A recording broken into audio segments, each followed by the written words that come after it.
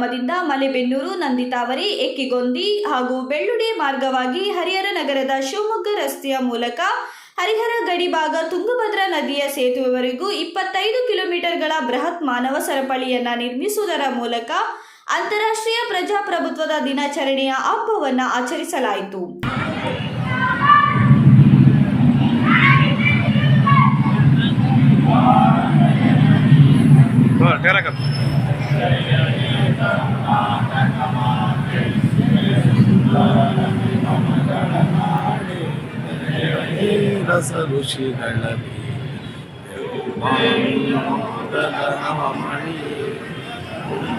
ಈ ಒಂದು ಮಾನವ ಸರಪಳಿಯಲ್ಲಿ ಎಲ್ಲ ಸರ್ಕಾರಿ ಇಲಾಖೆಯ ಸಿಬ್ಬಂದಿಗಳು, ಎಲ್ಲ ಶಾಲಾ ಕಾಲೇಜು ಮಕ್ಕಳು ಹಾಗೂ ಶಿಕ್ಷಕಿಯರು, ಅಂಗನವಾಡಿ ಕಾರ್ಯಕರ್ತೆಯರು, ಬಿಸಿ ಊಟ ಕಾರ್ಯಕರ್ತರು ಹಾಗೂ ಟ್ಯಾಕ್ಸಿ ಚಾಲಕರು, ಆಟೋ ಚಾಲಕರು, ವಿವಿಧ ಕನ್ನಡಪರ ಸಂಘಟನೆಯ ಅಧ್ಯಕ್ಷರು, ಪದಾಧಿಕಾರಿಗಳು ಹಾಗೂ ದಲಿತ ಸಂಘರ್ಷ ಸಮಿತಿಯ ಅಧ್ಯಕ್ಷರು, ಪದಾಧಿಕಾರಿಗಳು, ಕಾರ್ಯಕರ್ತರು ಭಾಗವಹಿಸಿದ್ದರು. ಹಾಗೂ ಈ ಒಂದು ಕಾರ್ಯಕ್ರಮದ ಸಮಾರೋಪ ಸಮಾರಂಭವನ್ನ ನಗರದ ಗಾಂಧಿ ಮೈದಾನದಲ್ಲಿ ಏರ್ಪಡಿಸಲಾಗಿತ್ತು.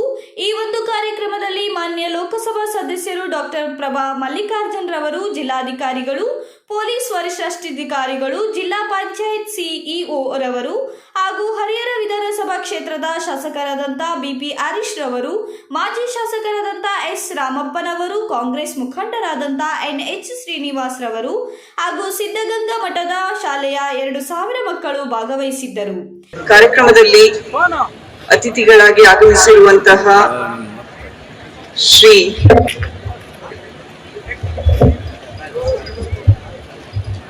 ಗಂಗಾಧರ್ ಸ್ವಾಮಿ GM ಅವರೇ, ಶ್ರೀ ಸುರೇಶ್ ಇಟ್ನಾಳ್ ಅವರೇ, ಶ್ರೀಮತಿ ಉಮಾ ಪ್ರಶಾಂತ್ ಅವರೇ ಹಾಗೂ ಎಲ್ಲ ನಮ್ಮ ಸರ್ಕಾರಿ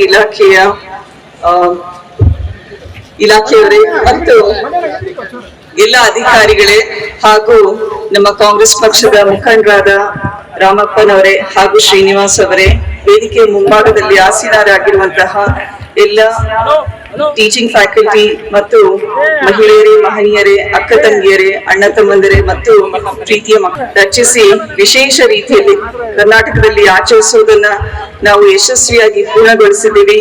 ಅದೇ ರೀತಿ ಸಿದ್ಧಗಂಗಾ ಶಾಲೆಯ ಮಕ್ಕಳು ಕೂಡ ಒಂದು ಫಾರ್ಮೇಶನ್ ಕೂಡ ಮಾಡಿದ್ದಾರೆ.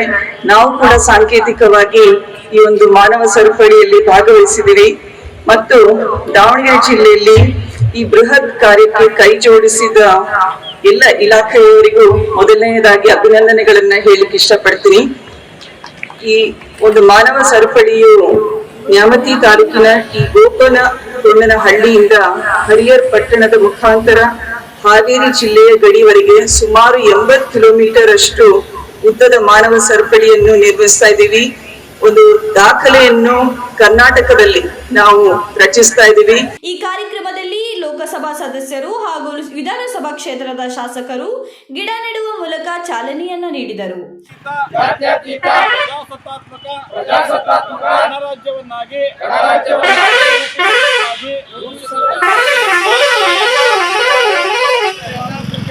ಸಾಮಾಜಿಕ ಮತ್ತು ರಾಜಕೀಯ ನ್ಯಾಯವನ್ನು ವಿಚಾರ ಅಭಿವ್ಯಕ್ತಿ ಸ್ವಾತಂತ್ರ್ಯವನ್ನು ಸ್ಥಾನಮಾನ ಮತ್ತು ಅವಕಾಶಗಳ ಸಮಾನತೆಯನ್ನು ದೊರೆಯುವಂತೆ ಮಾಡುವುದಕ್ಕಾಗಿ ವ್ಯಕ್ತಿ ಗೌರವ, ದೇಶದ ಏಕತೆ ಮತ್ತು ಸಮಗ್ರತೆಗಾಗಿ ಎಲ್ಲರಲ್ಲಿ ಭ್ರಾತೃತ್ವ ಭಾವನೆಯನ್ನು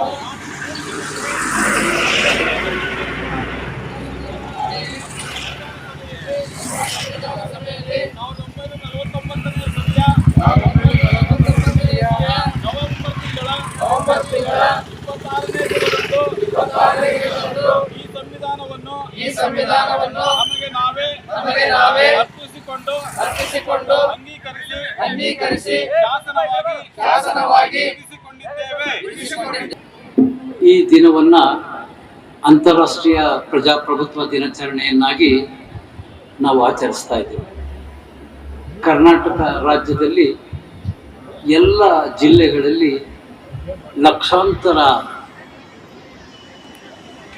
ಜನರು ಮಾನವ ಸರಪಳಿಯನ್ನು ಈಗಾಗಲೇ ಮುಗಿಸಿದ್ದಾರೆ.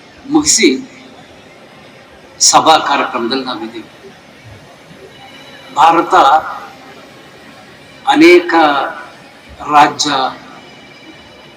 ಅನೇಕ ಧರ್ಮ, ಜಾತಿ, ಅನೇಕ ಭಾಷೆಗಳನ್ನು ಹೊಂದಿರತಕ್ಕಂಥ ಬಹುದೊಡ್ಡ ರಾಷ್ಟ್ರ. ಇವತ್ತು ನಾವೆಲ್ಲ ಹೆಮ್ಮೆಯನ್ನು ಪಡಬೇಕು.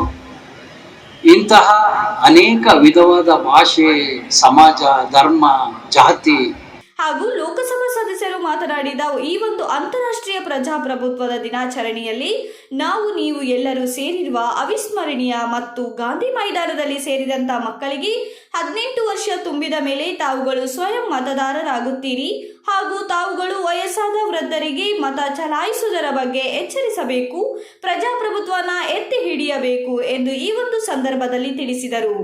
ಮಕ್ಕಳಿಂದ ಪ್ರಮಾಣವನ್ನು ತೆಗೆದುಕೊಂಡು ಹಾಗೂ ಕಾರ್ಯಕ್ರಮದ ಅಧ್ಯಕ್ಷತೆಯನ್ನ ವಹಿಸಿದ ಶಾಸಕರು ಮಾತನಾಡಿ ಲೋಕಸಭಾ ಸದಸ್ಯರ ಮಾತುಗಳನ್ನು ಮತ್ತೊಮ್ಮೆ ಮೆಲುಕು ಹಾಕಿದರು. ಹಾಗೂ ಕಾರ್ಯಕ್ರಮದಲ್ಲಿ ಭಾಗವಹಿಸಿದ ಎಲ್ಲ ಇಲಾಖೆಯ ಸಿಬ್ಬಂದಿಯವರಿಗೂ ಹಾಗೂ ಶಾಲೆಯ ಮಕ್ಕಳು, ಎಲ್ಲ ಸಾರ್ವಜನಿಕರಿಗೂ, ಸಂಘ ಸಂಸ್ಥೆಯವರಿಗೂ ಅಂತಾರಾಷ್ಟ್ರೀಯ ಪ್ರಜಾಪ್ರಭುತ್ವದ ದಿನಾಚರಣೆಯ ಶುಭಾಶಯಗಳನ್ನು ತಿಳಿಸಿದರು. ಕ್ಯಾಮರಾಮ್ಯಾನ್ ಅಜರತ್ ಆಲಿ ಜೊತೆ ವರದಿ L Tippesh, Davanagere, power news 1 channel, Harihar. नजदीक जा करा कर करा कर करा कर करा